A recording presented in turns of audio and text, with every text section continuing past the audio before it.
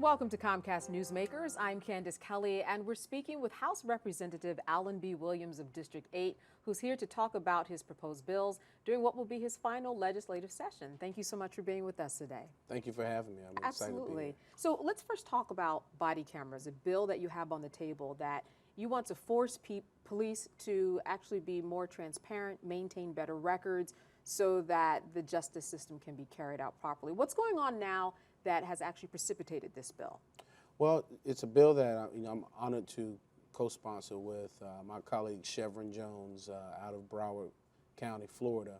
And right now what we're finding really across the country, a lot of individuals are leery of law enforcement because there have been some cases where there have been some bad actors in the law enforcement community. And so we want to have these body cameras, make sure they're in place for all law enforcement officers. We have some with the Highway Patrol. Some communities, like in my district in Midway, they already require body cameras. And so we think, one, it keeps the police officers safe, it gives them transparency, but it also lets us know when those situations do occur, when there is a fatal shooting or a shooting that occurs, we want to make sure that it's done in accordance with the training that they're receiving from their higher-ups, and that the individual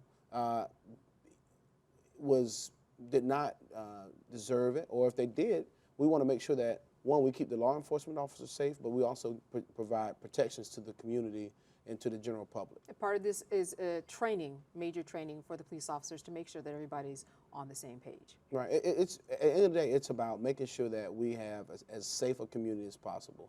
We've seen on a number of occasions where individuals have been shot, individuals have been killed, individuals have been just pulled over for reasons that they shouldn't have been. And so this is not saying that the law enforcement community by any means is, bad actors across the board, but there are individuals within, as we all know, that happens. And so we have to make sure that we're giving the best possible protections to the community, and we want to make sure that the relationship between law enforcement and between the community they're hired to protect and serve is strong.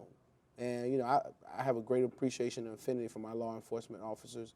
They do a great job every day. We're not talking about those. We're talking about those bad actors that we need to make sure we weed out and make sure that transparency and trust is brought back into that relationship between the general public and the law enforcement community.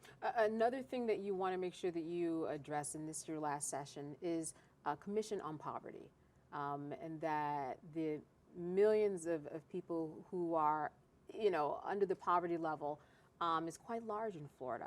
So you want to make sure that this commission is established, and first of all, make sure that they have the power to do what exactly?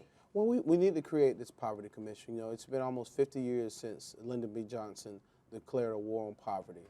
And obviously coming out of the greatest recession that we've ever been in, the gap between the have and the have-nots is growing. It's not shrinking. And so we want to make sure that there's a group of individuals in place that works across state government to marshal the resources that we need to bring into our communities to make sure that we close that gap, that the gap does not get wider for individuals who are in poverty. Because we know that when we all do well, our communities, flourish. So those people who are on the commission, once they, let's say, ideally that the commission is established, what are going to be some of the main things that they will look to and also to try to change? Well, they'll definitely want to look at, what are some of the systemic issues that is causing poverty in our communities? What are some of the best practices that communities around the state are implementing to reduce that gap? And then also, how can we as a government and local government and private sector all work together to bring those resources to bear to make sure that that gap does not get wider and that families are not living in poverty, and most of all, our children aren't living in poverty as well. All right. Well, I want to thank you so much and enjoy your last session. And no, I'm excited. My last session has been almost 8 years. 8 years. We've done a lot of good work.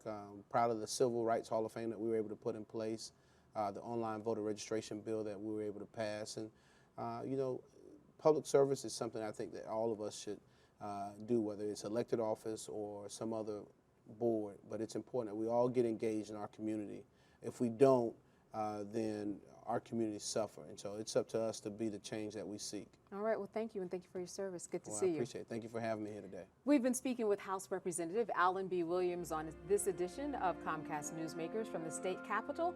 I'm Candace Kelly, and thanks so much for watching.